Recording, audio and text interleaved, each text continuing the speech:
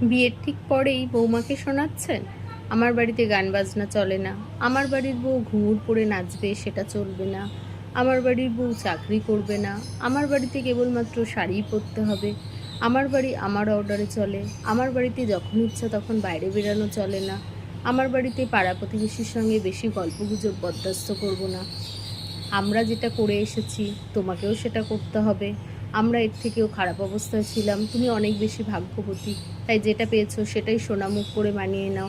বেশ ভালো কথা। তাহলে এই মানসিকতা নিয়ে এই আশাটা আপনারা কিভাবে করেন যে পরের বাড়ির মেয়েটা আপনাকে নিজের মায়ের চোখে দেখবে? সেই পরের বাড়ির মেয়েটার চারপাশে তার নিজের মা কিন্তু লক্ষ রকমের অকারণ নায়ের গণ্ডি টেনে দেয়নি। পরের বাড়ির মেয়েটাকে তার নিজের মা এটা বোঝায়নি যে তিনি যে অবস্থায় ছিলেন তার মেয়েকেও যেন সেভাবেই থাকতে হয়, বরং উল্টোটা। তিনি তার জীবনে যা যা পাননি, যা যা থেকে বঞ্চিত হয়েছেন, শত বাধার সত্ত্বেও তিনি মেয়ের মধ্যে দিয়ে পূরণ করতে চেয়েছেন।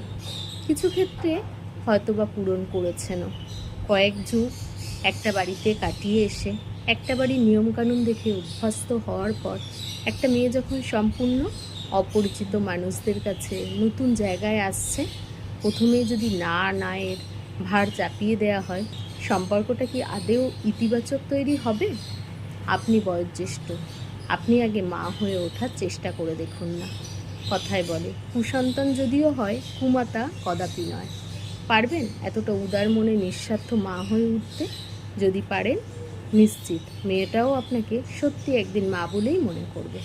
প্রত্যেকটা বাড়ির নিজস্ব কিছু নিয়মকানুন থাকে, কিছু বিধিনিষেধ থাকে। প্রথম থেকেই তার ওপর চাপিয়ে না দিয়ে তাকে মানিয়ে নিতে সময় দিন।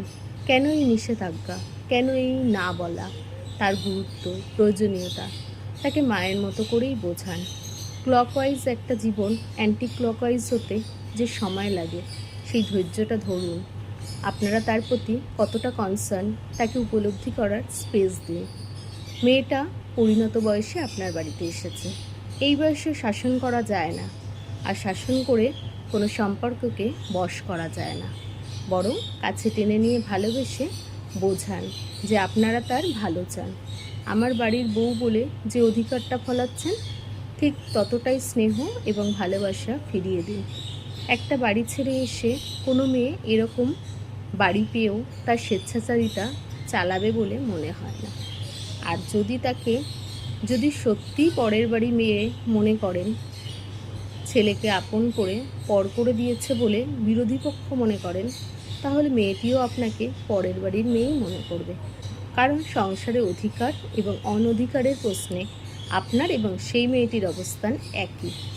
সে যদি পরের বাড়ির মেয়ে হয়, আপনিও কিন্তু পরের বাড়িরই মেয়ে। আমার বাড়ির বউ জাহির করে ছেলের বউকে পড়ে যাওয়া 14 আনাটি ভাবার আগে নিজের অবস্থানটা ভেবে দেখুন। কলমে পার্বতী মোদক।